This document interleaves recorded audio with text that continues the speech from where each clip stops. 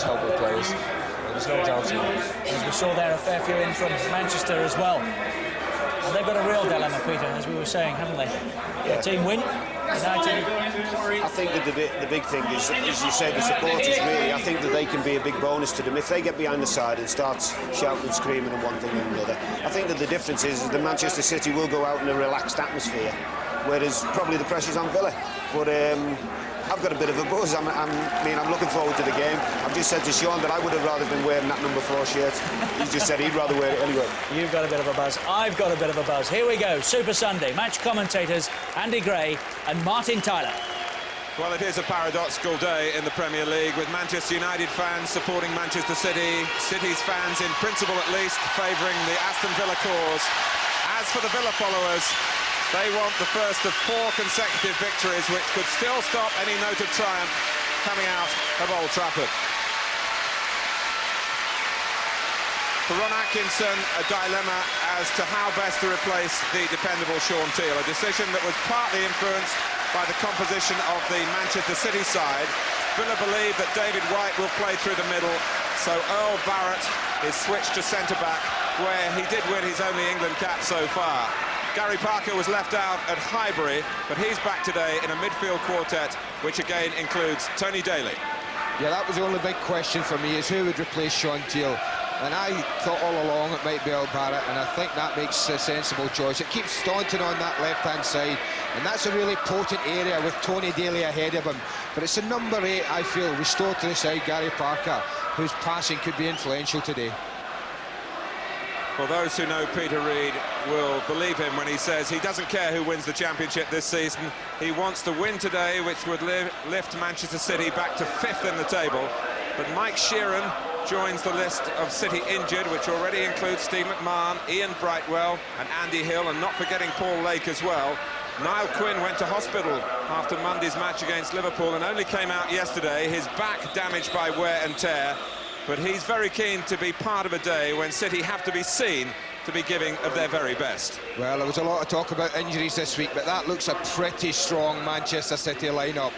Rick Hold's been switches there from left to right. The midfield 3 will tuck in narrow, but watch for the number 3, Terry Phelan, bombing up that left-hand side. Now, there's 4 players that really this game depends on. The 2 Villa strikers, Saunders and Atkinson, not scoring goals. Vitally important that they impress themselves on Vonk and Keith Curle.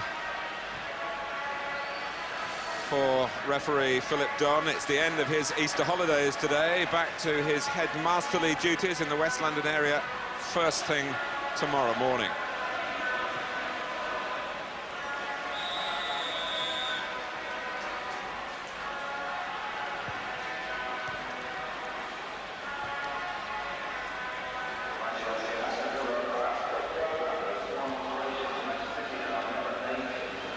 The conditions here, the sort that any player would love to be involved in. A little bit of wind perhaps to slightly distract the length of the passing, but underfoot it's smooth and sure.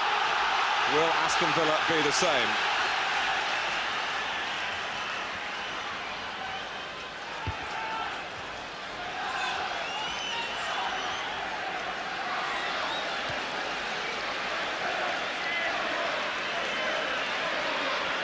Peter Reid to set the game in motion alongside David White. White, who scored 6 goals in his last 4 games against Aston Villa, including 4 here. And they intend, obviously, to try and make it a busy afternoon for Mark Bosnich. 4 here for David White in 1 game. That was a couple of years ago. But Bosnich has been very hard to beat.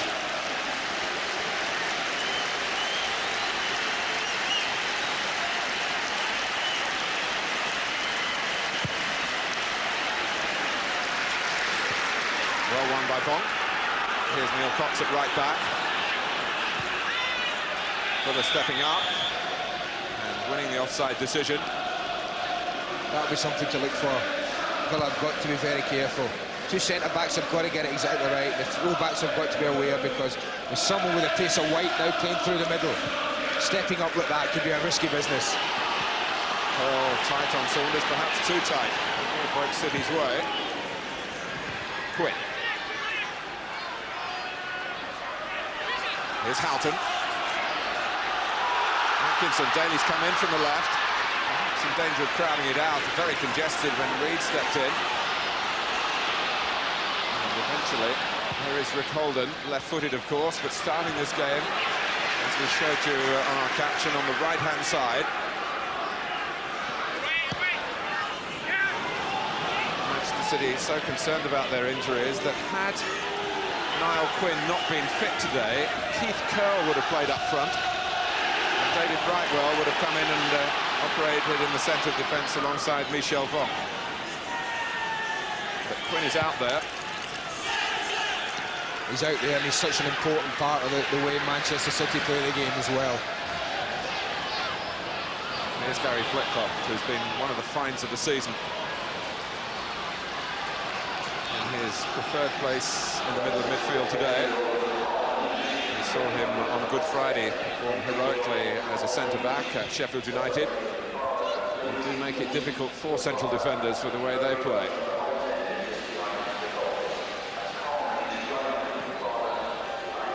Aston Villa would love an early goal here. They feel they should have had one in their last home game against Coventry. Inside the opening 30 seconds, Daly and Atkinson put a chance wide. I think when you're in a situation that Villa and Manchester United are in as well, Mark, if you get an early goal at home, as we saw against Sheffield Wednesday here at Villa Park recently, scored in the first couple of minutes and went on to produce a real stunning display here. Didn't get the early goal against Coventry, and they looked very, very edgy from them. David White limped out of a challenge a moment or two ago on the far side. He has been struggling with an ankle problem. And he wasn't too keen to go in against Steve Staunton then. Staunton goes on. Atkinson can't control it, came crisply at him.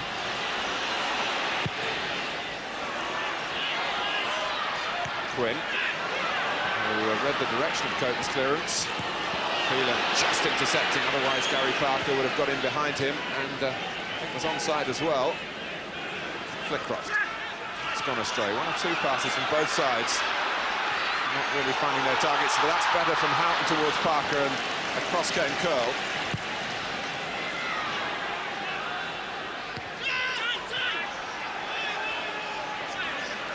White's been looking towards the bench and then seemed to give them the thumbs up then, but he's okay to go on. He hasn't missed many games. No, he looked to get that knock and that sort of block tackle, but he seems to have shaken it off.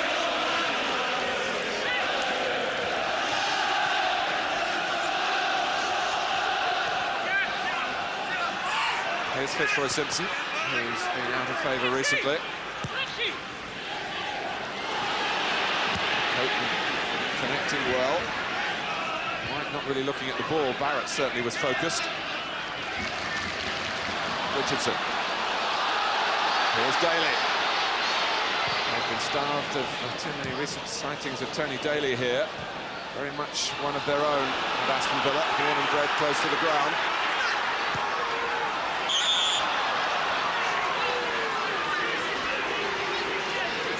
Whether Saunders will get the sort of crosses that he's been missing perhaps with the absence of Steve Froggatt over the last couple of months from Tony Daly is one issue this afternoon, Andy. Yeah, I think the one thing though, Froggatt is certainly a better crosser of the ball than Tony Daly, possibly not as quick, not so much of a goal threat himself, Stephen Froggatt, but he has got good quality on the cross.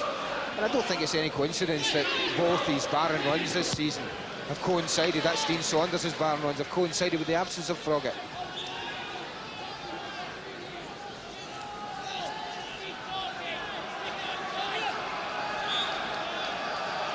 Dean Saunders hoping for a change of luck, but Manchester City haven't been the best of opponents for him. A couple of years ago when he was with Derby, he missed a penalty, and Niall Quinn it was who saved it. Quinn had to go in goal when Tony Coates was sent off. And that was a bad day for Derby all round. They were relegated at the end of it. Quinn was a hero for City. Saunders will certainly not have forgotten that day. And of course, last season, playing for Liverpool, he missed the penalty at Main Road as well.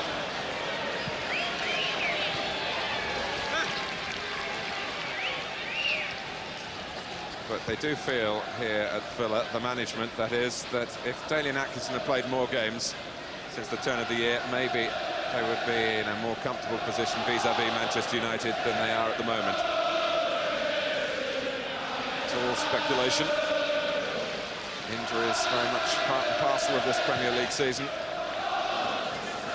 So much power in the Premier League game, but the title is going to be won by one of two culture clubs. It's a level that Peter Reid is trying to attain for his Manchester City.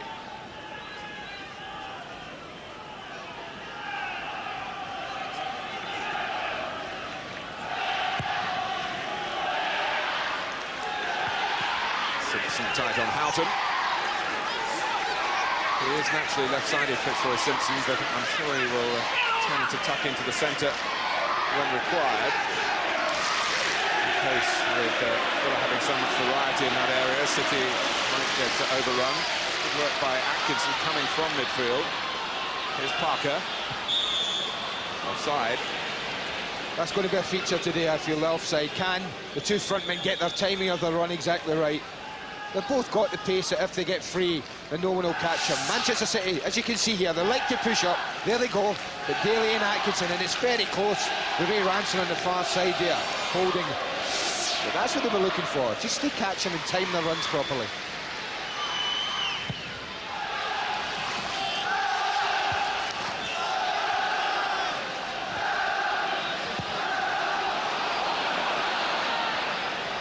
Header from Ray Ranson. A couple of former Birmingham City players in the Manchester City side, Tony Coton the other.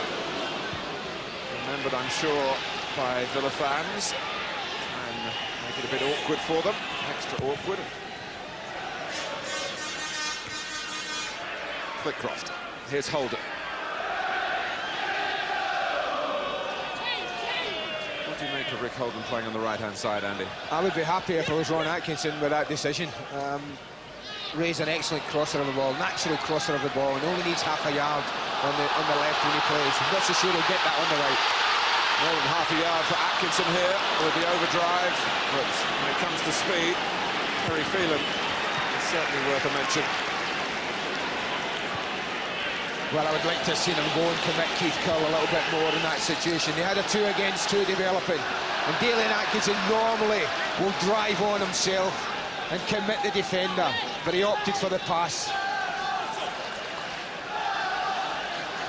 Keith Curl, one of the game's great sprinters as well. But with the way Phelan and Curl like to play pushing out, it's not a case, perhaps, of City sitting back as Coventry did here in the last home game. And I know, Andy, you feel that that might just suit Messrs Saunders and Atkinson. There might be room in behind City to make some runs and play to their best strengths. We'll see. Daly.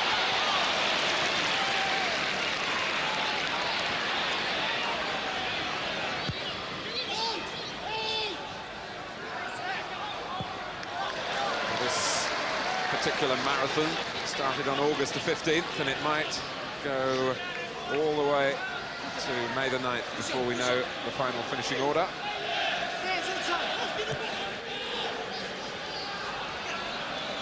Holden, some help. A bit late arriving. There's a little think forward by Bonk that found Quinn onside. Here's White. Simpson, Phelan's the extra man. With a shot on here for the left back. It's not a very good one. But that's exactly what I was talking about at the beginning of the game, with no natural width here. But Ray Houghton, you see the number 7's been taken away over there, but it's Fitzroy Simpson who creates the space. Leaves acres for Phelan to come into, but it's his first touch that let him down badly.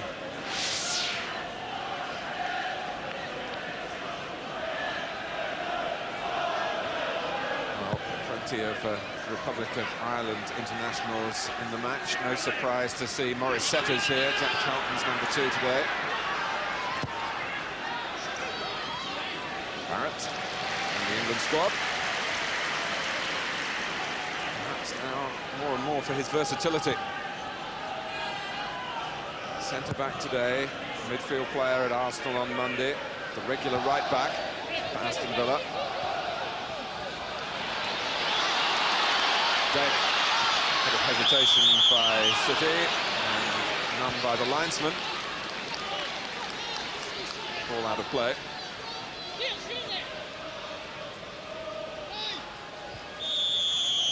I think the way City are playing, or they've lined up, certainly I think they'll really be regretting the fact that Sean Teal's not playing it, because of this near side. There's acres and acres, and the way that Terry Phelan can come into it, then it's there for Neil Cox if he wants to. Now, I'm sure if El Barrett was at right back today, he would be marauding into there as well. I'm not so sure that Neil Cox has got the confidence at the moment to be charging forward, but certainly from Villa's point of view, that's an area they should be looking to get the ball into. Philip Dom, as you might have seen, sorting out a little altercation between White and Barrett. Richardson's through pass for Saunders. Dean Saunders can't end this difficult run for him, and Tony Coton was a most capable goalkeeper there for Manchester City. There's the space. You see, they get it right. And he does everything right in this position. And he's only thwarted by a magnificent save from Coton. 3 up for City.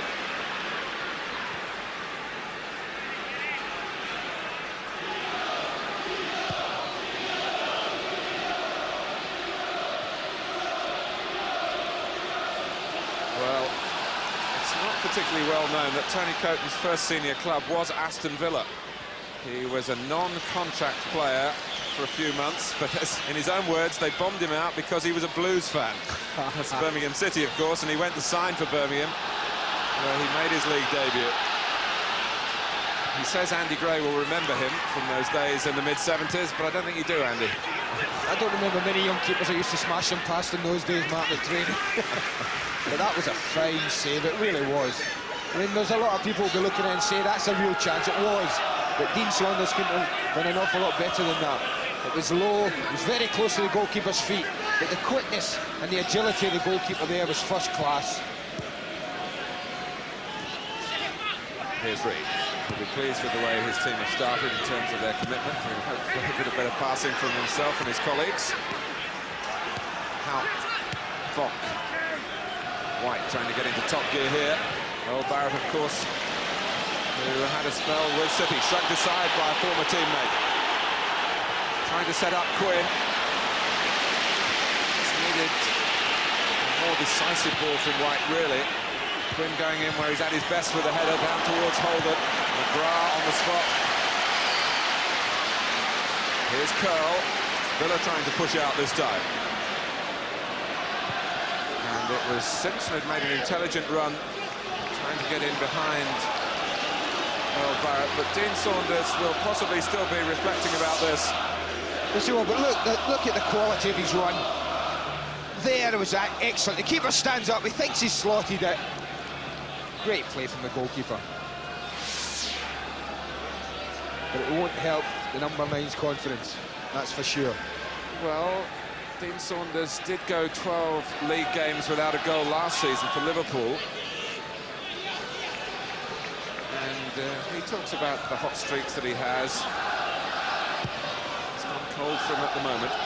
But one little break in front of goal, and he might just hit a run that could yet take Aston Villa to the Premier League title. He's done so much. Let's not forget that for Villa since coming here early in the season from Liverpool. Atkinson. Here's Parker. McGrath. Cox. Saunders has always worked willingly across the width of the pitch to get involved in the game, not just waiting around the penalty area for others to make chances for him. And it's a corner to Aston Villa with just over 15 minutes gone, 0-0 here. One way or another, the whole of Manchester holding its breath.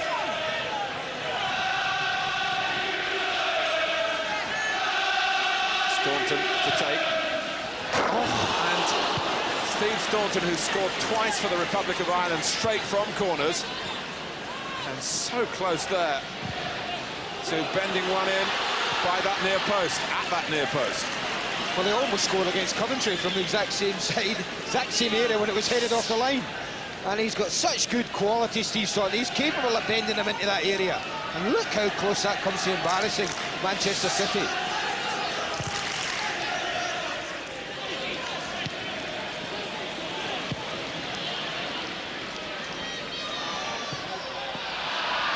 Well, those two goals for the Republic of Ireland, one recently against Northern Ireland, of course, in Dublin, have provoked Steve Staunton to say he's going to get one for Villa before the end of the season. This was very nearly it. And he takes the post. Off the post, yeah. I just wondered, Tony Daly there, who'd actually been standing exactly there about seconds before the corner was taken, had he opted to stay there.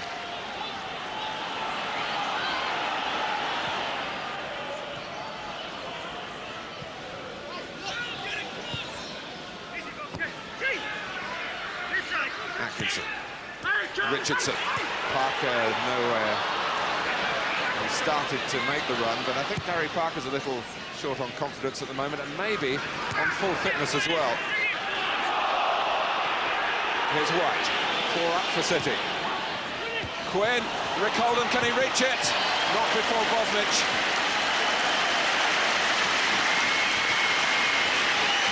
That was a lovely move from Manchester City. Good movement, a good ball in. And this is a lovely little cushion header. But Bosnich is very aware. Not only the first time, but quick enough to get up and collect it again. But that's a real warning to Aston Villa. He's conceded only 2 goals in the last 8 games. That's neat work by Houghton. The pass just veered away from Vonk for Parker to collect and to send Atkinson facing the goal, which gets... And that is his strength. One of his major strengths in the game is his power and running ability at players. Well, are we going to see Staunton again here? Having hit the post direct from the corner. Is he going to take charge at the free kick? They change the angle for him. It's round the wall, but low. And Coton getting most things behind it.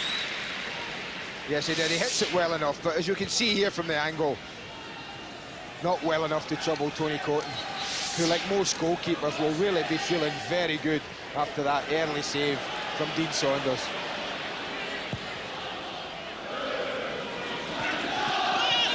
Well, the crowd anxious, the type of atmosphere that has been experienced recently at Old Trafford when Manchester United were struggling at home to Sheffield Wednesday a week ago yesterday, and worried by Chelsea's bright start to the game in their most recent match.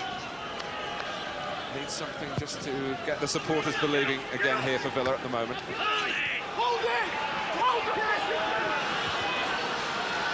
Simpson. Houghton might have seen a stud or two coming towards him then and wasn't best pleased. I think he might have seen 12. Reed, who certainly went for the ball.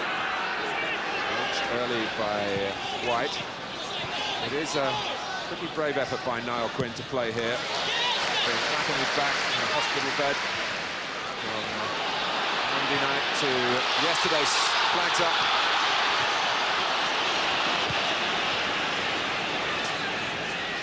But the diagnosis about Niall Quinn's back, as I was saying earlier, is basically the problem of wear and tear, the attention that he gets from defenders trying to rein him in.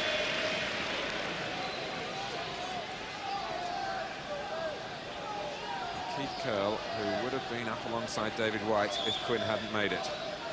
From his usual position at the back, takes the free kick.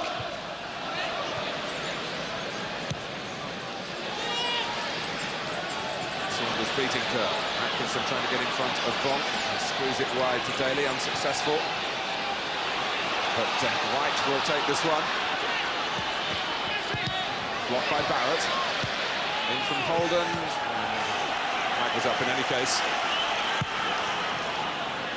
Just gone halfway in the first half. The match that Aston Villa have to win, they believe. I think everyone believes that, Martin, unless They don't win today unless Manchester United completely collapse in the final 3 games. We really would have an awful lot to do. Ron Atkinson was quoting a newspaper article that he'd read involving an astrologer who predicted that Alec Ferguson would miss out, although he'd win 4 games in a row, which is perhaps the Aston Villa manager grasping a little at straws, but certainly in his mind as we were talking before the game. Flitcroft. Reed. Awkward bounce for Simpson. He couldn't keep the ball in. I just wonder, after what, almost 25 minutes, Tony Daly, who's got great pace and has been pretty much stabbed with the ball in that congested area on the other side, and I just wonder with this big gap here on this near side of the pitch whether Ron Atkinson is thinking and maybe giving him a little run on this side. He's certainly capable of playing either wing.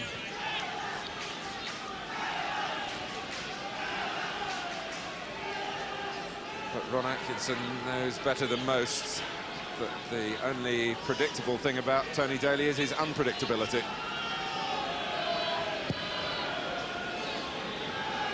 It's a fact, of course, that Graham Taylor was attracted to last season. Daly part of England's squad in the European Championships, not involved this season because of his early injury. Just had a sprinkling of matches in August before he needed serious knee surgery. Certainly sprang a surprise at Highbury at a crucial stage on Monday. And I think perhaps a lot of neutrals might have written Aston Villa off in that game.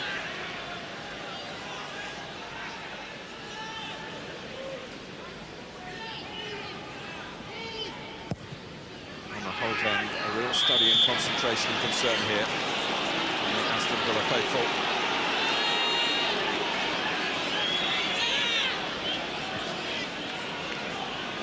It's been a testing start for Aston Villa. Manchester City have arrived here and they're really putting them under pressure, not allowing them to get into this free-flowing passing game that Ron Atkinson has seen his team play most of the season. And now it's a test of courage at a stage like this for Aston Villa, for the players to stand up really at times to be counted. The courage to still play, to keep trying to play under all this pressure.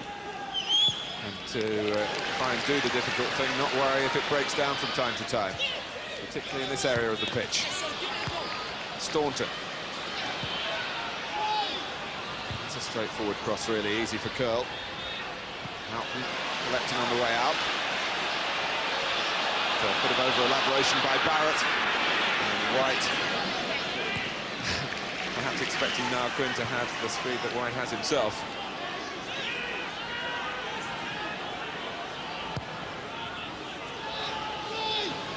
Ransom.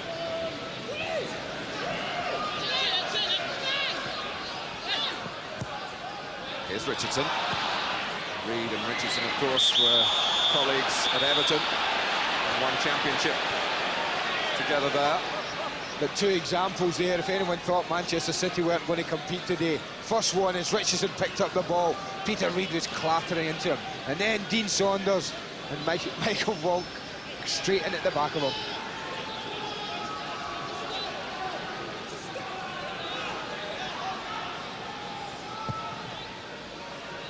McGrath. And Saunders almost sneaking in behind Curl. He just had to reach the ball from the Manchester City viewpoint, and on the stretch he did, to frustrate Saunders.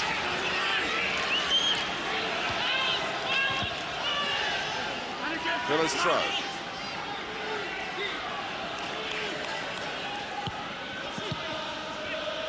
How?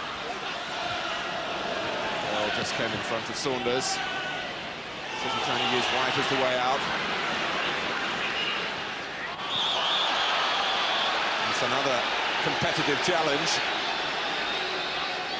David White, who was around at Main Road when Earl Barrett came on the YTS scheme to Manchester City. But that's another reason, I think, why Earl Barrett was chosen at centre-back. All week in Birmingham been taught that it would be Steve Staunton would be centre-back. But I think Ron Atkinson has probably guessed Peter Reid's side, and that influenced the choice of Earl Barrett as centre-back with his pace. Cox can't find the cross. Here's Quinn. There's room behind Villa here, but not if you run offside, as Phelan has done. Well, Lack of decisive play from Aston Villa as we move to the half-hour mark. Has brought Ron Atkinson down to within shouting range of his players. Jim Barron, Jim Walker, Jim Paul alongside him, adding further volume.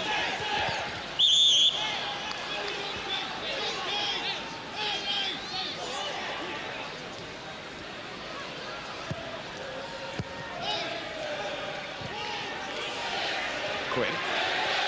Pushed right up to the halfway line, it's worked. I'll tell you what, that's dangerous. Fitzroy Simpson had absolutely no need to make an early run. You look at it here, look at all this Cox, he's the furthest man across. If Fitzroy Simpson just holds a couple of yards, he's got half a pitch to run into. He could have actually held in his own half when he was absolutely safe then. Easy sitting up here.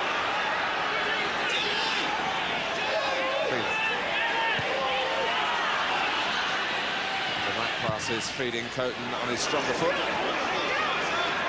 White. McGrath. Dealing with the ball as it bounced up. Parker trying to reclaim it for Villa. And Phelan can only run it out for the corner. The moment the referee pointed, Steve Staunton sat across from left back to take this corner on the Villa right.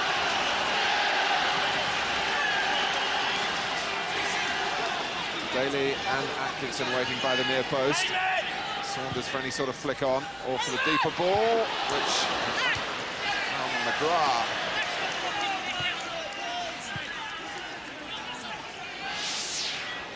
Well, this time he opts for a bit more distance to the back post, looking for McGrath coming in there.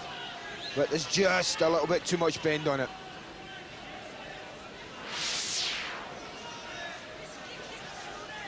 Set pieces bringing a little more threat than free play at the moment, but they did manufacture the chance that Dean Saunders couldn't take early in the piece.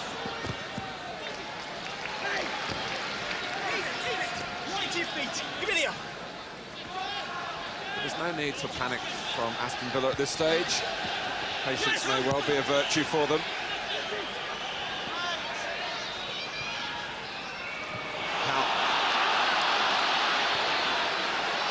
Parker trying to get into proceedings, really. And this time it's a combination of White and Flipcroft who caught the eye of the linesman. Parker, Bonk, read it, dealt with it.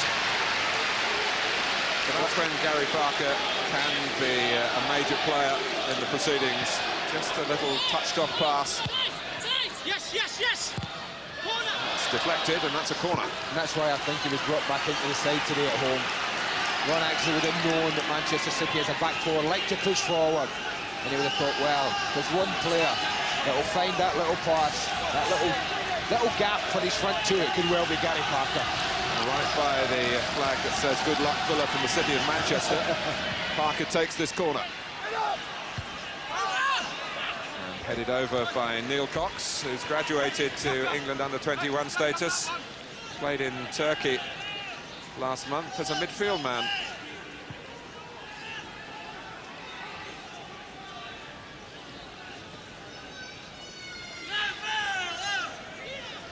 Well, coming up tomorrow night, Ipswich and Norwich, the East Anglian derby. Plenty of passion there at Portman Road, live on Sky Sports. From the Autoglass, Stockport and Wigan, live on Tuesday. Keep going. Richardson, that's straightforward for Coton. So much of this match, you sense, being played by Villa in the mind.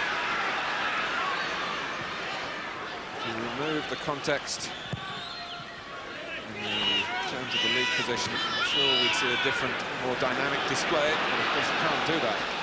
Villa, after all, pleased to find themselves pressing at the top of the Premier League. Now, dealing with pressure as well as both part and parcel of being the eventual league champions, Martin. If you can't deal with the pressure when it matters, then you won't win titles.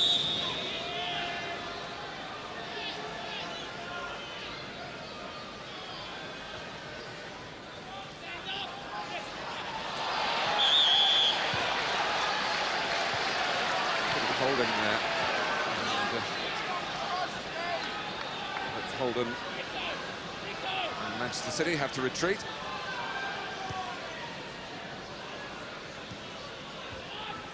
How? Just can't get a grip in an area that's been so strong for them for so long this season. That's midfield. Phelan. Simpson. A chance against Houghton and sending Phelan in behind Cox here. Can Quinn reach it? He does! That's authentic Manchester City, authentic Niall Quinn. And Aston Villa are a goal behind at home. Ron Atkinson has to take it on the chin. Well, this is a goal of quality from start to finish. Fitzroy Simpson's lovely ball. Feeling space, but it's the quality of his cross. Inch perfect. And now Quinn doesn't miss those.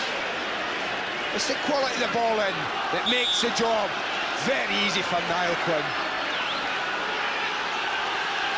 And Quinn out from the hospital bed into a really prominent place in the Premier League. And Manchester City have silenced the crowd here. And Quinn will feel at the moment it's well worth playing through the pain. Goals haven't been too easy for him over the season. But that was a cross from Terry Phelan of the type that perhaps City haven't got to him often enough. Daly, curl across, but the whistle is gone. Well, they just need to take a minute or two to compose themselves now, Aston Villa. I mean, that's a real blow to them. And this is what we said beforehand, with Ray out, the number 7, who likes to tuck in on this right-hand side. It did leave the space, and it does leave the space for Terry Phelan. He's got probably as much pace as anyone in the Premier League. Really did trouble Cox. You see the number 4, and Neil Cox in the picture. He was really troubled by Phelan's pace here and could do nothing about it. Well, Fitzroy Simpson took a chance against Ray Houghton. He could have lost the ball, but he got the better of him. 1 against 1, took him out of the game and just stuck it in there for Phelan. And not many can catch him, but we talk about it all the time, Martin. The difficult part of that move is the cross. That's the skill for me. Niall Quinn will tell you, if he gets crosses like that, he'll find it hard to miss. What sort of cross will Steve Thornton supply here after the treatment to Ray Ranson? Cox competing for it.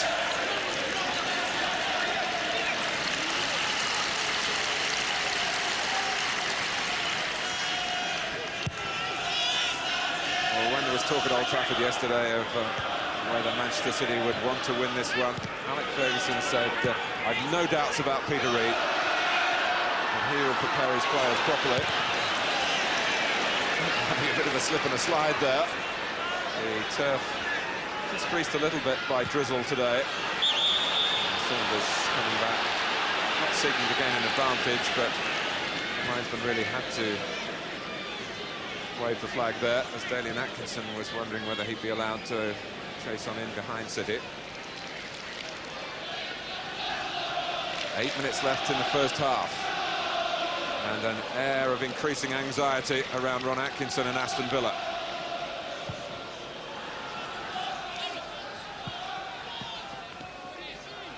And they are chameleons, really, Manchester City. You never quite know how you're going to see them. The club traditionally mercurial, but they're 10th in the table if you look in your morning papers. If they were to hold on and win here, apart from the ramifications involving Villa, City would go up 5 places to 5th. That's plenty to play for in itself.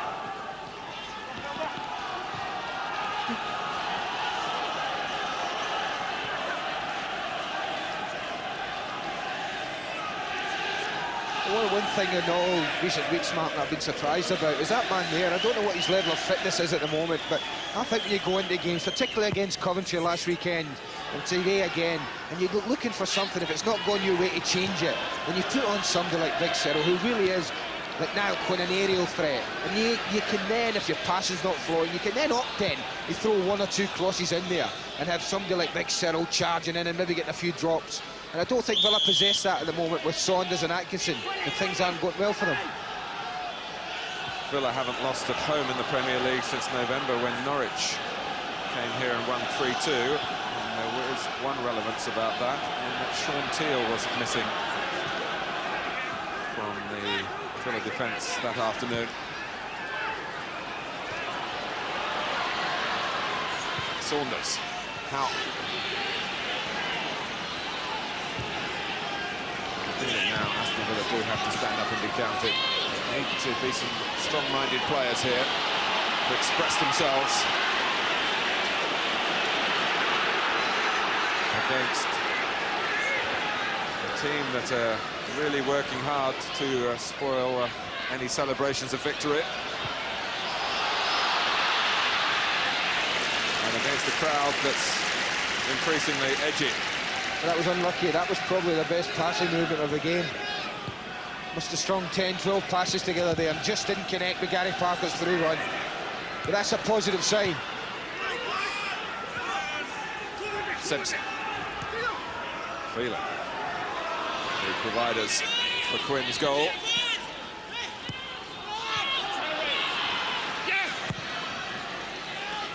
What's his clearance? More height and length. Wide. For Phelan. And no off-the-cuff move to bring Manchester City the goal. A strategy that was thought out to get Terry Phelan in by Peter Reid in his planning for today's game. Difficult though it was, not knowing who would be fit for him.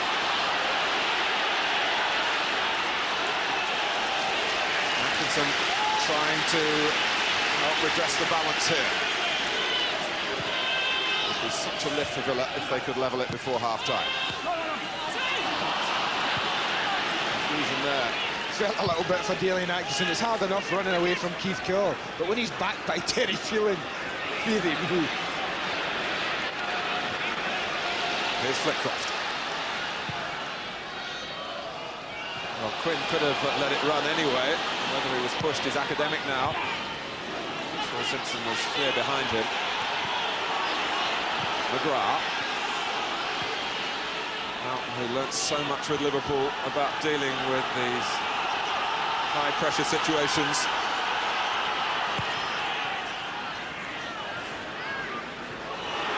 Saunders. Can he take it beyond Vonk?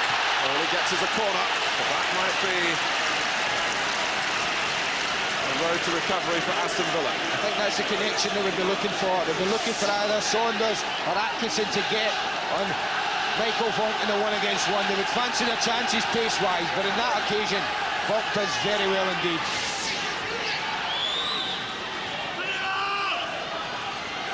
McGrath going more towards the middle of the goal this time. It's dropped off the top of the net. It's a corner we've seen Aston Villa use, not just in this game, but remember Dean Saunders scoring down at Bath against Bristol Rovers in the Cup beyond the far post. That was the station that he'd taken up then.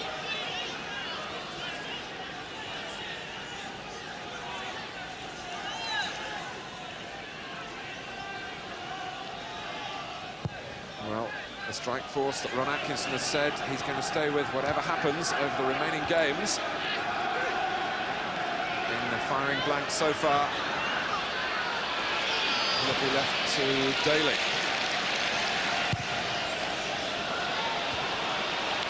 Now Phelan.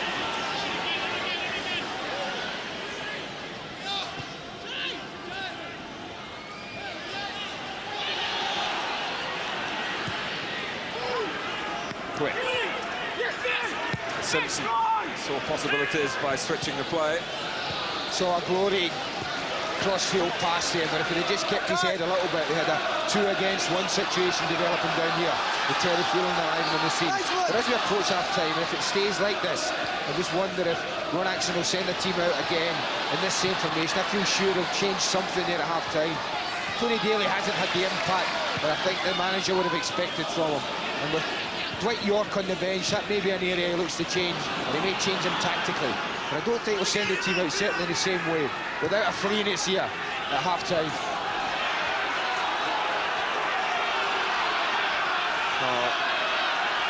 Dwight York was the leading scorer last season, and Dalian Atkinson was injured for so long, and of course Dean Saunders was working out of Anfield.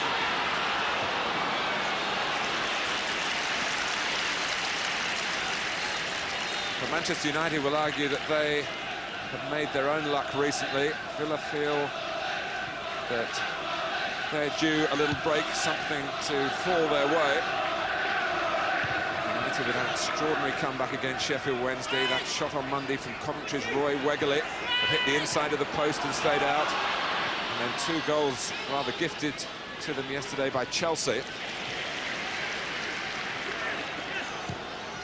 But they've been in these situations. They've been a goal down at home, Manchester United, over the last couple of months, and have shown enough strength and character to reverse that situation, and that's exactly what's required from the Aston Villa players today.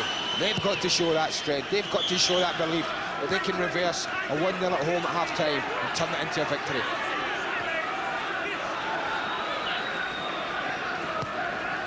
Parker.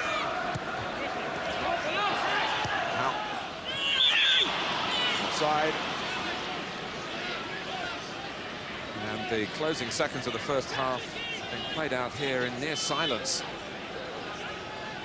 That's the agony that the Aston Villa supporters are going through, but they, from their point of view, should get their minds clear of the need to worry. And it's a very tentative shout to come on Villa, isn't it? Hardly say that's body and soul behind the team. That's what they need. They need help from every quarter.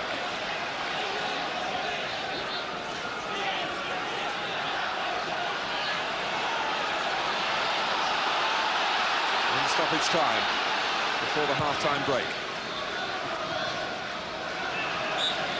We'll get the thoughts of Sean Teal and Peter Widd.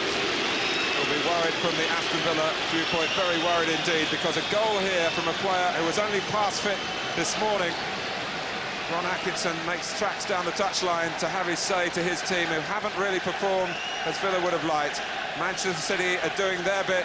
They're a goal up here at Villa Park.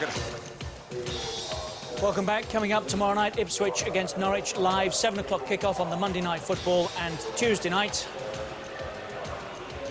Autoglass Trophy Northern Area final second leg, Stockport-Wigan. Wigan lead 2-1 from the first leg. 1-0 here to Manchester City. Andy Gray and Martin Tyler. Thank you, Richard. 45 minutes for Aston Villa to show that they're not quitting on the championship chase. Their problems very succinctly put into perspective by Peter Widd and Sean Teal. Dalian Atkinson perhaps starting the second half like a man who might have had a flea or two in his ear from the manager. There's no doubt in my mind that Dalian has Ron's got a great admiration for, but feels he doesn't produce his best all the time, and he'd have given him a flea in his ear.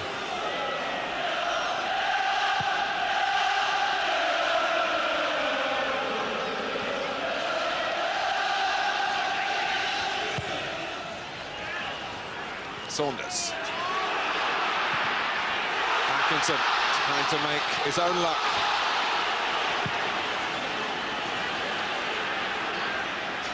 Little touch from Quinn, the scorer of the game's only goal. How? I'm sure Manchester City have come back out here expecting Villa to really try and pile on the pressure in the opening minutes. I don't think you would have needed a crystal ball to have known that. I think Peter Reid would have been able to say to his players, listen, Ron Atkinson will have certainly had a go, but most of them in the first half, and get them fired up. Vonk. Now Quinn. Here's Houghton. Trying to make it happen for Aston Villa. Daly loitering on the left. It's deflected, and Dean Saunders. Well, when you want a goal, a chance right on the goal line is a dream come true in his 12th match since his last goal at the 11th hour in the championship chase. Dean Saunders starts scoring again. And what a part the deflection plays. He looks to nick it and it gets a deflection off Ranson. No matter how bad your goal stat is at the moment, you're not going to miss these. In fact, it's almost gone in here. We can see as it just takes a deflection. It could even have been going into this far corner on its own, but no, it needed that vital touch from Saunders. What a start for Aston Villa.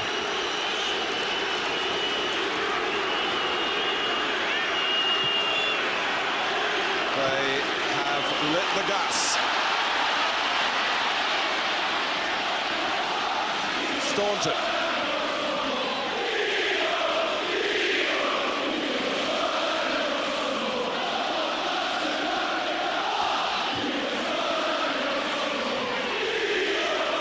Well, it's been a long time coming, number 19.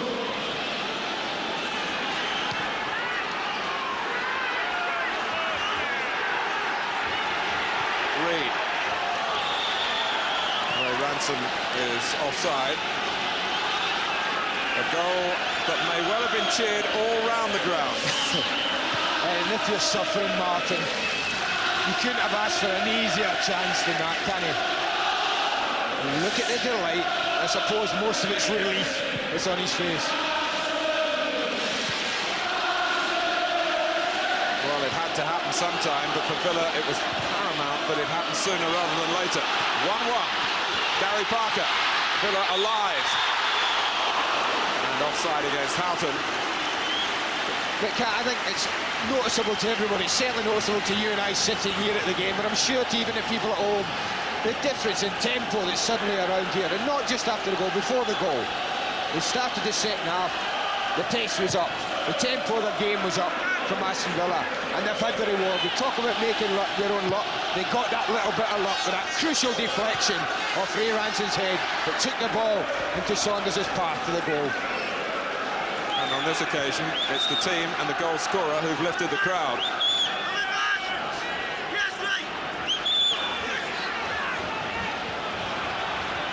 Quinn. Holden hasn't looked altogether happy in this unfamiliar role. Paul McGrath, who's been a mountain at the back for Aston Villa, recognised throughout the game, particularly by the PFA award.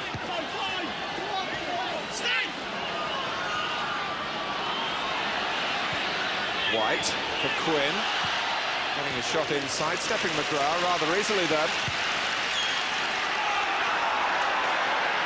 Bock, Ranson, Daly, typifying this new commitment from Aston Villa. Must have been close. I think it's Dean Saunders who's offside. More in the centre, yes. Yeah. I think Atkinson had timed his run to perfection here. If you watch it build up, just take a look. It's just at the top of the screen. Dean Saunders is the one who's given offside.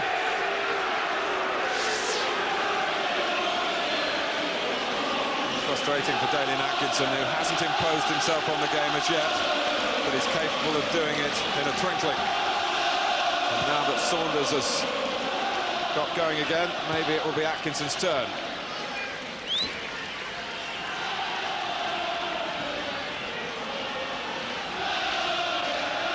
His famine has lasted now into a 7th game.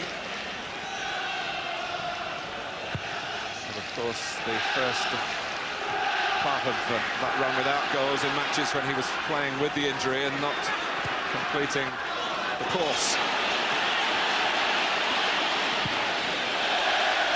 Well, even there, Mark, he's chased a hopeless cause, basically, Dalian Atkinson, and that suggests to me that his managers had one or two words to him. Because he did it, he forced Michael Vonk into a mistake. Reid breaks it up for City.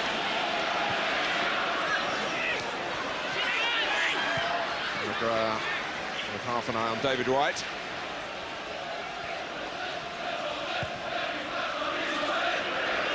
And Saunders get in on this one. Well, Coton, I think, probably could have collected it in his hands inside the area, but he wasn't going to take any chances. That was Parker picking out Houghton through the centre. Ray Houghton just couldn't get the ball on in behind him and go on towards goal. Flitcroft. McGrath. On Good Friday, Manchester City led at half-time at Sheffield United and couldn't hold on. A different type of pressure put on them in the second half at Bramall Lane. But it's pressure nonetheless. Aston Villa recognising the consequence of failure here and responding to the need to increase their tempo, to improve their level of play in most quarters of their game.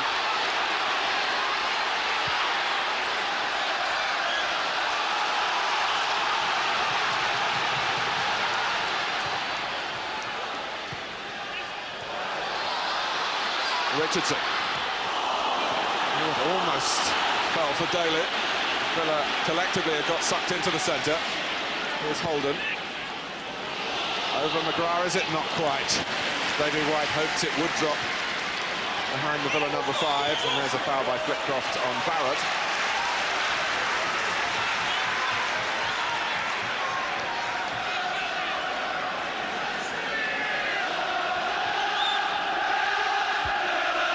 I think what you'll find from Villa as well is that Neil Cox, now he's on the side that his managers are, will be pushing forward into that gap we talked about, on that right-hand side. Oh, and Barrett, just a slight lack of understanding between two players who don't operate often as a pairing. Good spot from the referee, that. Just a little tug from Daly and Atkinson on Keith Curl.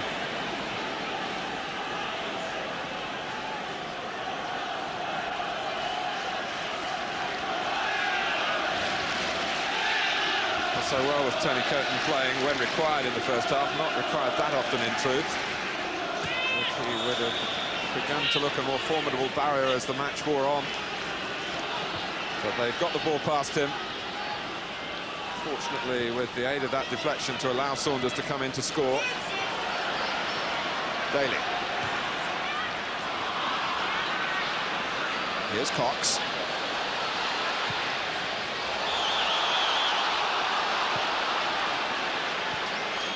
Keith Curl leading a chorus of appreciation in the direction of the linesman. Dave Colwell on this near side. Defenders are good at that. They're always very good to turn around and when they see that, they push up, they get the offside decision to compliment the linesman. It's dodgy. It's well, they might get the next decision then.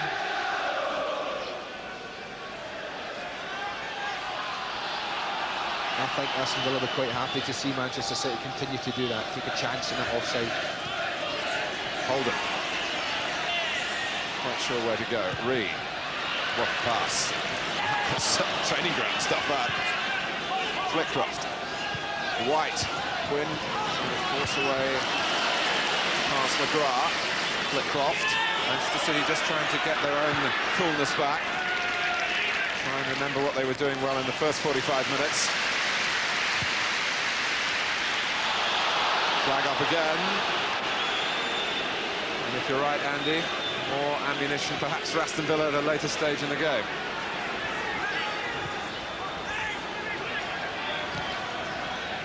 Flitcroft.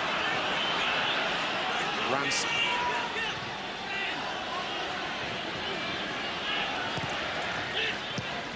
White.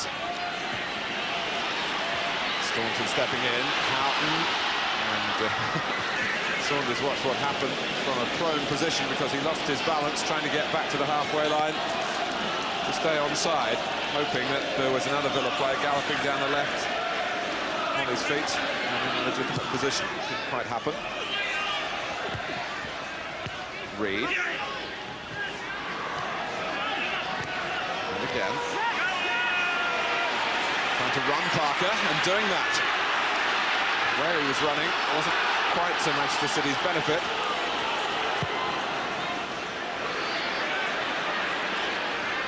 Quinn with a good touch as the ball dropped. Curls head to the left. No chance for Terry Phelan to get that far forward in that instance, although he was the closest Manchester City player to where the ball dropped. Phelan, who set up Quinn's header, give City the lead. Bostic was very sure of what he was doing then as White lunged. Curl.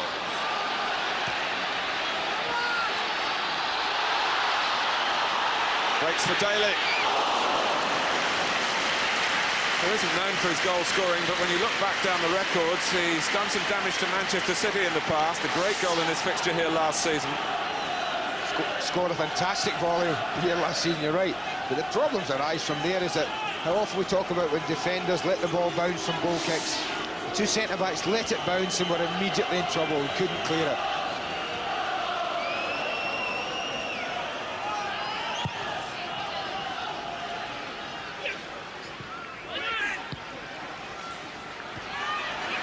Reed.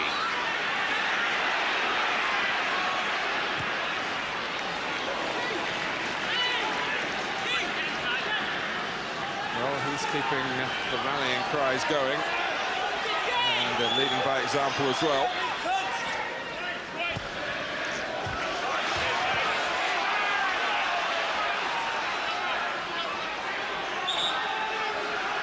But as the game has gone on, Aston Villa have got better. I think they certainly needed to improve. Parker.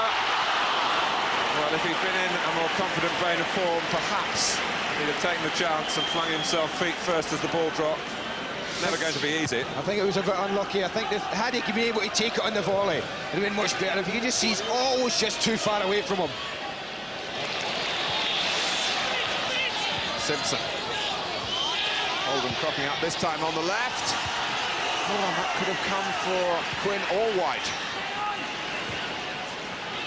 I thought one of them got the header on it, man. Fonk.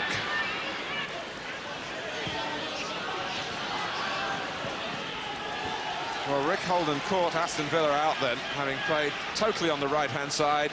He moved to the left, and it was an opportunity, one sense for City here. You see how comfortable it looks off that side. You see El Barrett just gets the faintest touch on it, and that's the only thing that took it away from Niall Quinn. What a difference in Holden, though, as he got himself in that inside left position. It was totally natural for him just to get half a yard on Paul McGrath and produce a quality cross.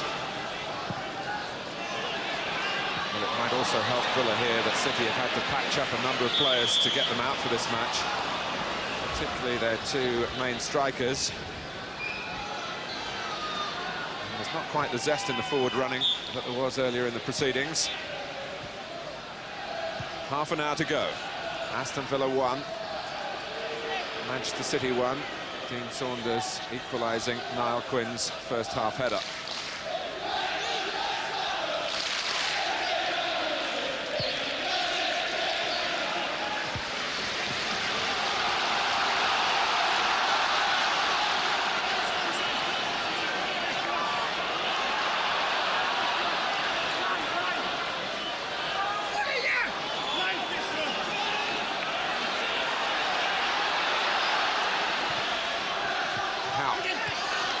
That's Parker,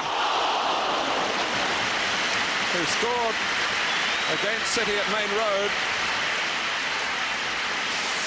Well, it looks close, this one, but I think you'll find that when he's hit that, Tony Coton makes a spectacular dive towards it, but he hits it with the outside of his left foot. And from the moment it leaves that, you can see it's always drifting wide of the goal.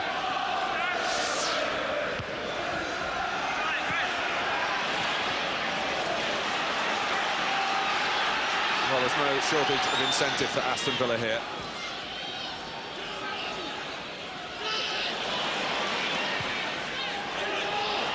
One thing they will have to concede to Manchester United, I think, is the goal difference. I don't really believe they can make too many inroads into United's advantage in that respect. But a win here would keep them just the 1 point behind the league leaders, with 3 games to go for each of the top 2. How?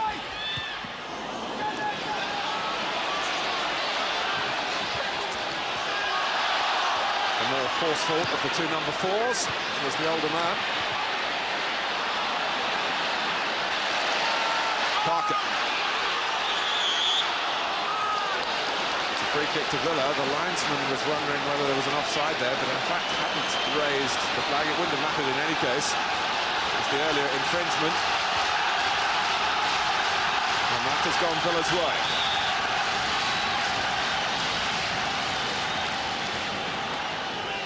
Out and Parker leave it. Staunton tries for goal and might have found it, but for the flailing arm of Tony Coton. Well, that was a better strike from Steve Staunton. Much crisper, in an area where he's likely to get a goal. But Tony Coton in the end deals with it quite comfortably.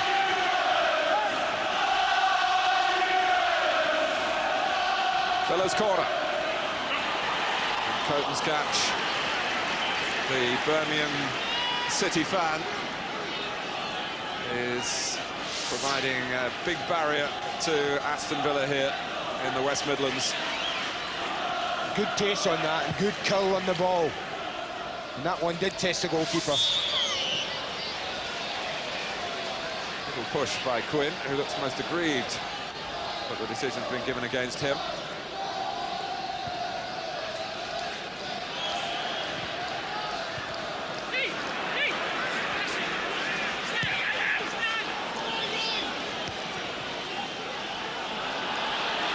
One thing we haven't mentioned is that Manchester City a little more relaxed at the, or not relaxed there, as Saunders made up the ground to block from Coton, but generally more relaxed, the Manchester City club, after the verdict was handed out by that FA Commission on Friday, the suspended sentence hanging over the heads of the City fans, a verdict which showed sympathy for their past record of good behaviour,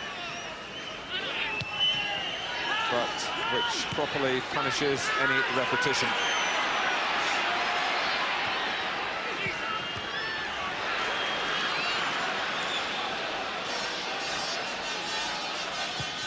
Curl.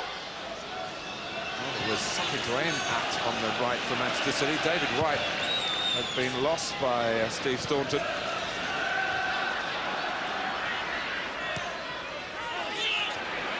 Atkinson.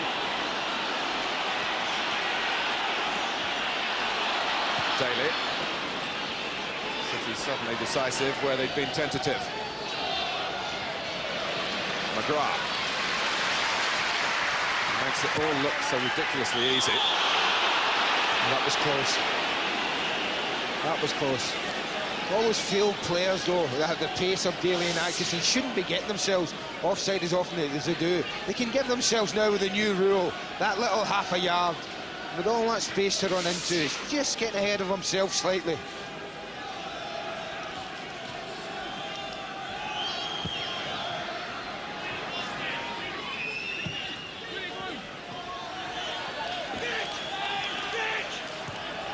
It's a goal kick. I mentioned the foreign goalkeepers. Mark Bosnich from Australia, of course. Eric Torsvet, Hans Sagers, Jan Stejskal, Dmitry Karin, who's with Chelsea now, Peter Schmeichel, Jason Kearton, the other Australian, who's with Everton, Craig Forrest of Ipswich, and Bruce Grobbelaar. Who says that England produces the best goalkeepers in the world now? Maybe Chris Woods does. And Tony Coton has staked a claim for the home-based custodians.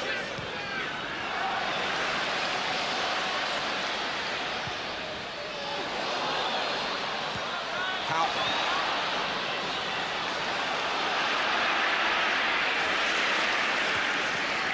Here's Holden, Reed, making it go City's way. Ranson, there's an angle here for Holden, but Earl Barrett saw that coming. Richardson. The header from Atkinson and from Daly. The crowd wanted Atkinson to spot Saunders. He looked back where the ball had come from. He was quite entitled to do that. Daly was in a reasonably promising position, although Saunders through the centre, had he been spotted, would have been the more deadly ball. I think he's lucky to get away with this, Keith Curl. He turns away and he doesn't get rid of Daly, and he just kind of grabs round. He's happy to take the free kick, you can be sure of that. Ending up looking like old pals from the England squad that they were in together in Sweden.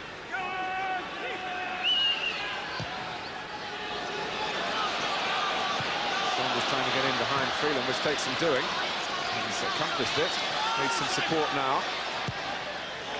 Goes for the cross. Oh, a handball! Keith Curle. It's a certain penalty. And what will Manchester United be saying about that? Well, it's inexplicable. It really is.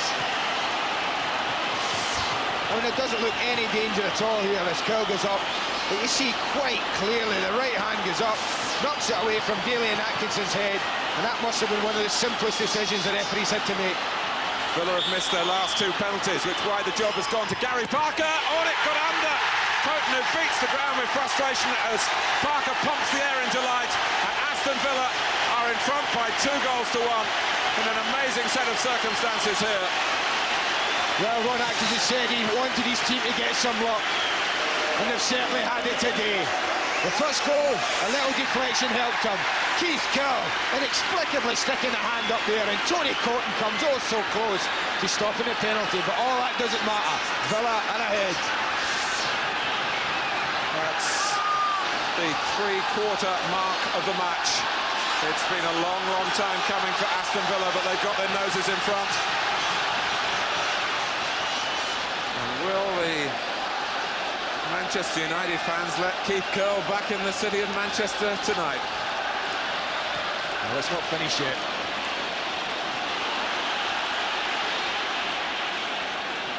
Ransom trying to let it run. Daly trying to earn a corner. But Curle was backpedaling. Daly and Atkinson, in truth, had made a tremendous leap behind him. Whether Curle was aware of that and panicking because of that, a panic reaction, it certainly looked. You just don't jump with your hand that high. Certainly in your own penalty area. You can never hope to get away with anything like that.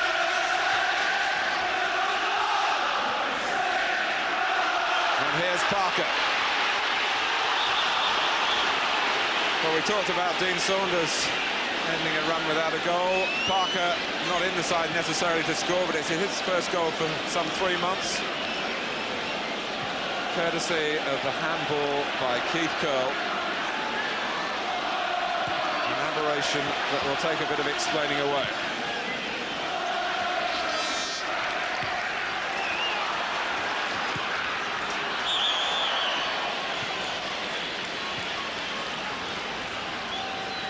Well, have a look at that again. As you watch it, Daly and Atkinson pulls in behind him, and he goes up early.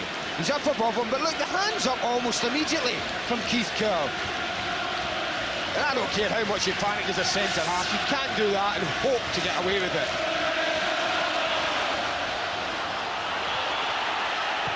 Freeland, first to a ball that bobbled dangerously in the deep. It was like a volleyball player going for a winning smash down over the net. But it could mean losing here for Manchester City.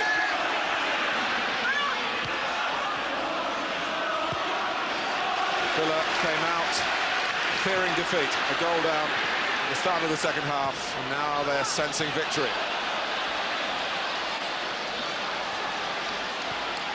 Richardson. McGrath. Suddenly every Villa player wants the ball. It wasn't like that in the first half. And Vonk can only concede another corner. By the by, the 9th goal of the season for Gary Parker is his personal best.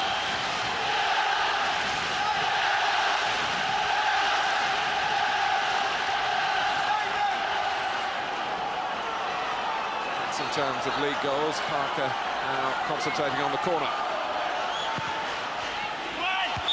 Coton being impeded. What a wicked corner to deal with for the goalkeeper.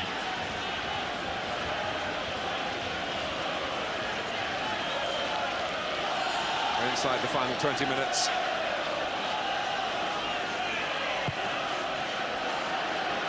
And we're at the stage of the season where the finishing line is in sight, but we're really, now that Villa are moving on towards what they hope will be another win, we're still not much nearer knowing who's going to press the tape first.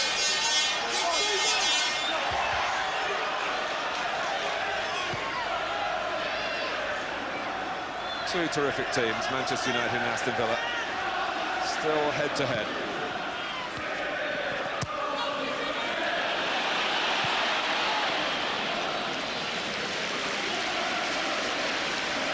But it's been a great response from him. We mentioned before half-time whistle that the Old Trafford side had found himself one down at home and managed to reverse things.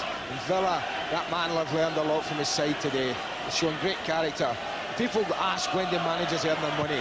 Well, Ron Atkinson earned it at half-time, because he was a man that certainly turned down the attitude of the players and sent them out firing on all cylinders. One way you could say Alec Ferguson and his money was his response when Manchester United were beaten here by Aston Villa in November. He took the chance in the transfer market with Eric Cantona. It was really Villa who'd beaten United twice, of course, in quick succession in the League Cup as well, who provoked that signing. Will Cantona be the trump card?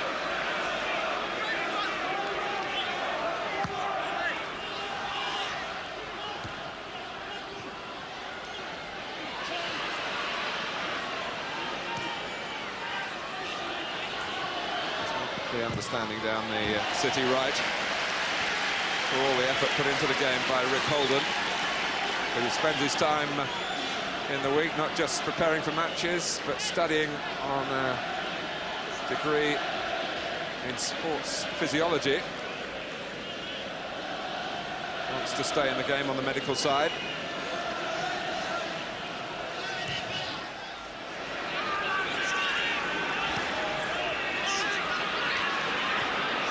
Oh, that's a mistake by Holden. Of all people to give it to, Saunders. City committing suicide at the moment. That's a corner off curl. Oh, it should be a corner. Well, if the referee didn't see it, surely the linesman must have done. I think probably you and I had the best view of that incident in whole ground at the angle we're at. But what a mistake from Rick Holden. I mean, just total lack of concentration. Passes it without looking, but they're fortunate. City, and then it's Keith Curl who's got pace to get back. But we watch here, the shot quite clearly comes off Keith Curl's foot. But both officials, well, let's just give them the benefit that they were at bad angles to see that.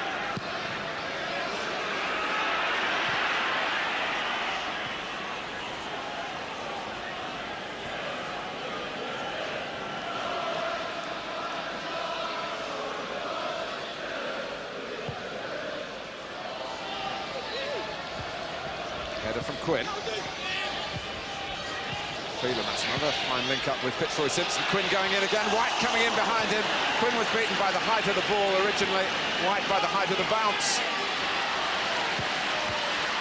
Not steered out very effectively by Staunton. Ranson.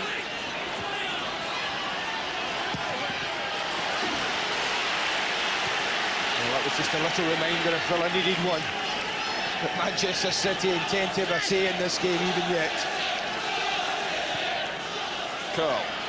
This is Gary Flitcroft chasing on. This is Quinn going in.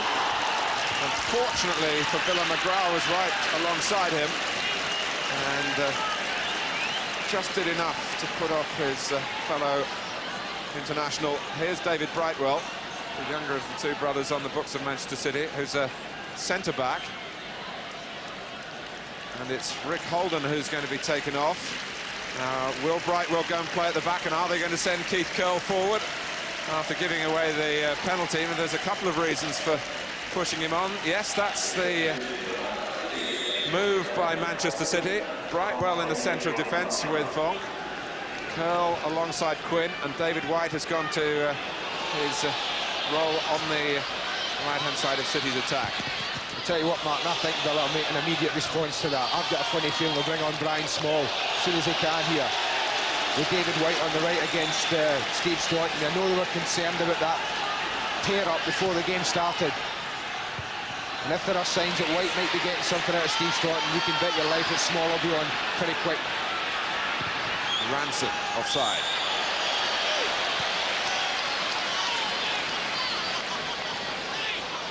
Well, I think we can tell that you used to be assistant manager of Aston Villa, Andy.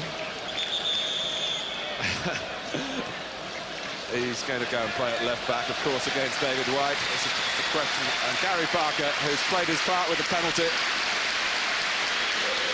by his goal, Villa lead. And Brian Small, I must tell you, I saw the under-21 game in Turkey recently, and he played so well for England. He was arguably England's man of the match. And now he has a specific job to do against David White.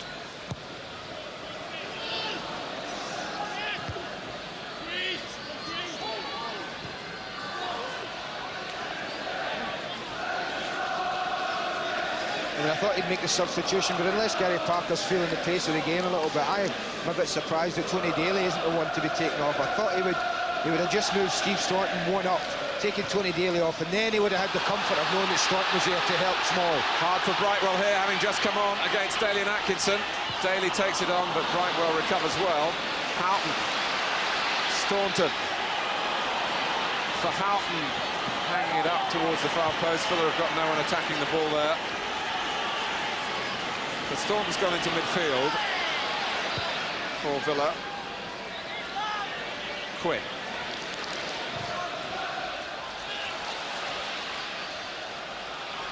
"12 minutes left.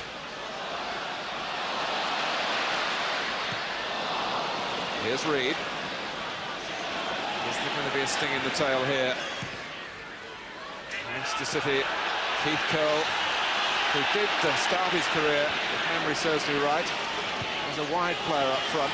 He's certainly got the speed to justify a place in attack if they can serve him with the right type of pass in behind McGrath and Barrett.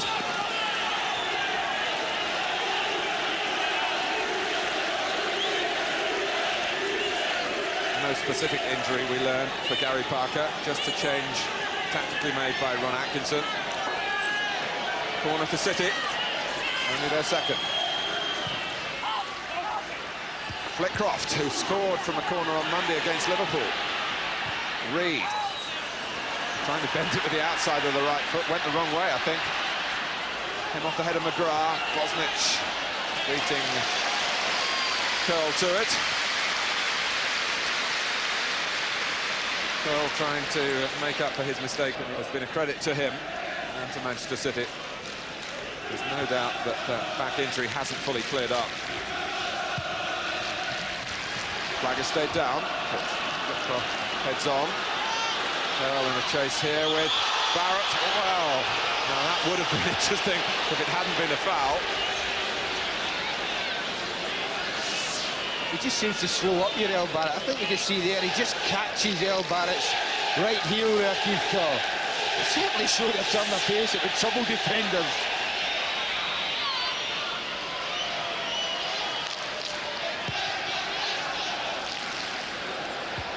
Brightwell.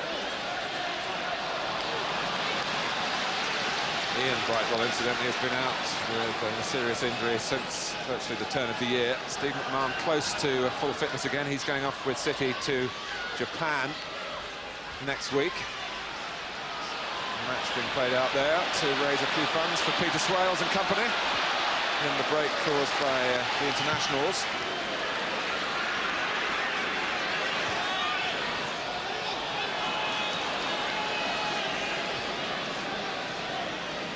Steve McMahon was telling me he hopes to play a half in Japan. Quite a long way to go to get a comeback match in.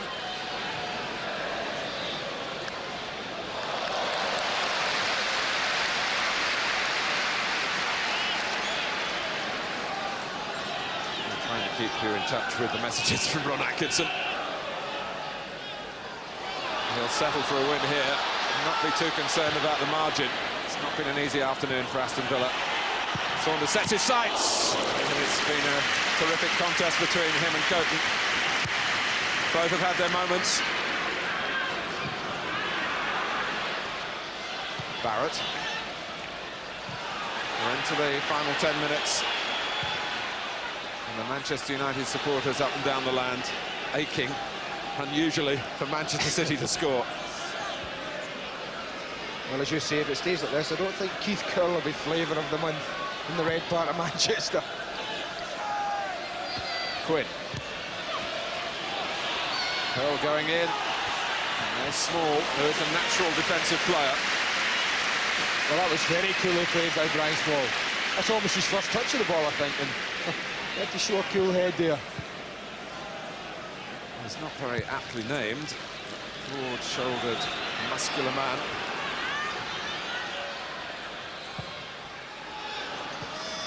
Phelan. Here's Staunton. Oh, Ranson almost running it into trouble then. And there's that handball by Staunton not given by the referee. Coulton was complaining.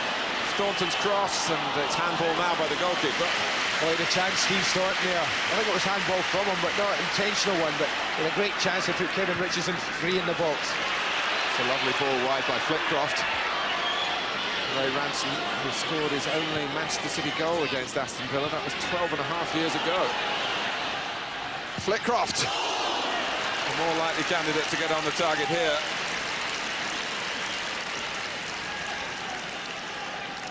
That was a nice build-up from Manchester City. Keith Curl showing he can play with his back to goal as well. Just holds it up. And Gary Flitcroft, maybe a little bit of tired legs here. Just can't keep his shot down.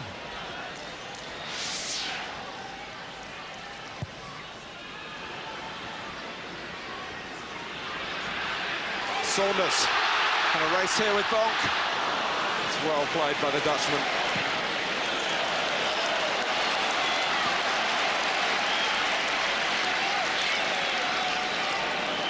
Six minutes to go. Daly. Well, he got past Ranson and then showed too much of it to Bonk.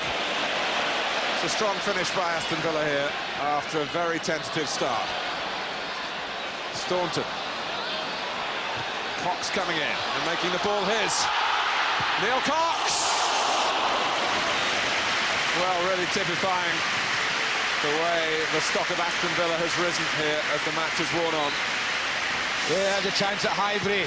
The same sort of area when he broke through late on and didn't hit the target. And again, this is a more difficult chance, but couldn't squeeze it into that near post. But this is the kind of finish he would have wanted. Sky Sports squad off to Portman Road tomorrow.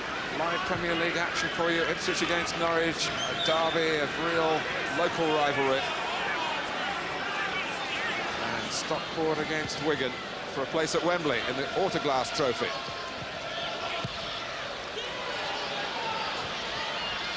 Well, Saunders surely can't expect to run past Terry Phelan, but he did enough. Make him play it, make him put it out, would have been the message in close quarters there. Atkinson not wasting any time, getting the ball back to his team and saying, just keep it going, you're dictating the pace now. I think Manchester City would go away from here with proper praise ringing in their ears for the way they've approached it, but for the way the winning goal, if it's going to be the winning goal, came about. It may not be the winner. This is Fitzroy Simpson. And it was touched away by Bosnich. What a save. It was a driving run of real danger to Aston Villa.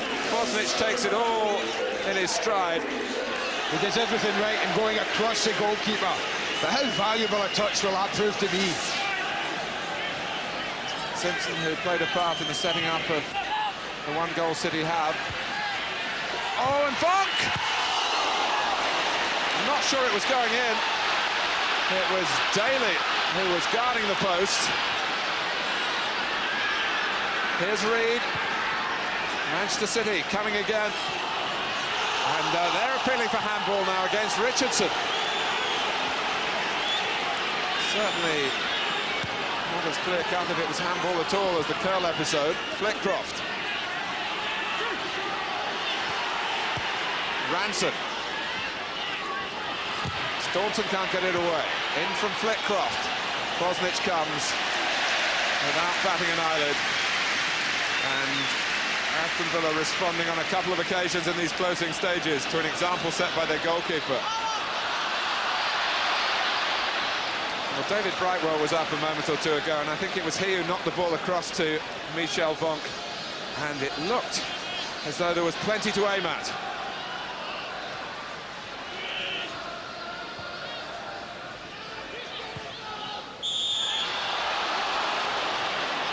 Let's look back. Well, we can have a look at the corner. They just seem to go to sleep. and they all follow the ball out, but Michael Vonk just nicks in behind Daly and Atkinson there. You can see it's not going in, but had anyone else been following in that little touch from Vonk, then they couldn't possibly have missed. I don't think there was quite as much to aim at as maybe I first thought. On the stretch, getting the ball back into the percentage area. Well, I don't think anyone can question the commitment of the way that Manchester City have gone about this game, Martin. Even now, with 2 or 3 minutes to go, when you might have thought they would just be, oh, well, that's it, we've lost the game. They're driving forward, trying to get an equaliser. Richardson. Small for Daly.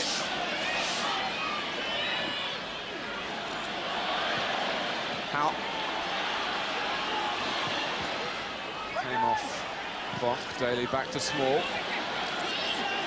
Takes on Ranson.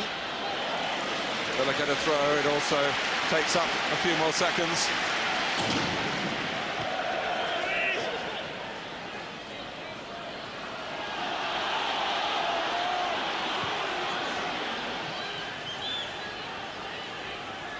Well, Manchester United came from behind against Sheffield Wednesday. They also did it earlier this year against Sheffield United and against Southampton. Their battling qualities well documented. Villa faced a battle here, and it's a battle they're very close to winning.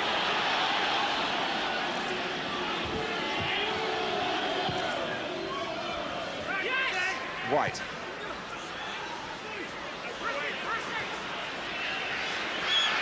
Staunton. Houghton is onside, and it's 3-1. Aston Villa finishing here on a very big high indeed. Ron Atkinson knows that all the anxieties in this match, and they've been considerable, are behind him. Oh, it's a lovely ball through from Staunton. Measures it outside of his left foot. They've got caught. You always sense that sometime they'll get caught square. And if there's one man you would want in that situation with a cool head, believe me, it would be Ray Houghton. He has a quick look. He knows he's onside. Look at that for a calm little half volley. Beautiful finish. When the anxiety was considerable, Aston Villa have sorted it out in the second half at Villa Park.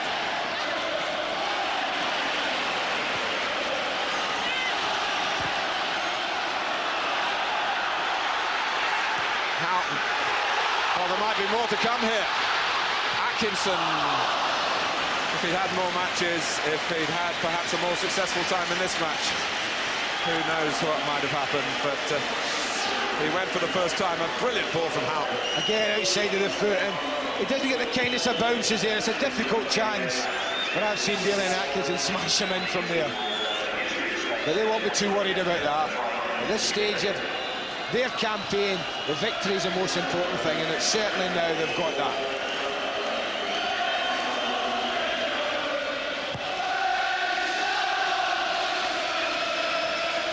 Simpson.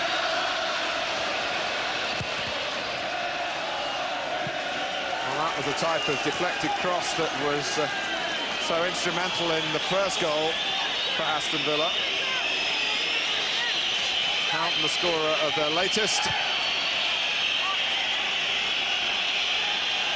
And City have a corner deep, deep into stoppage time.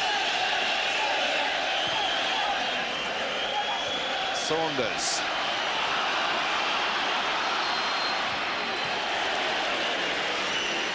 Villa's throw. Paul McGrath, who finished a runner-up with Aston Villa in 1990 and with Manchester United in 1988.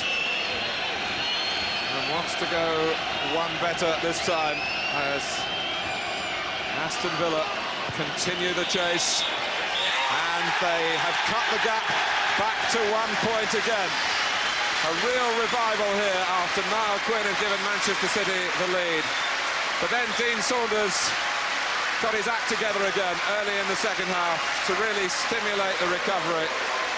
Ray Houghton also scored late in the half, but the turning point, the handball by Keith Curle, which gave Villa the penalty, and Gary Parker gave Villa the lead from the spot. The first Premier League season giving all football lovers a captivating conclusion. Villa had to win today.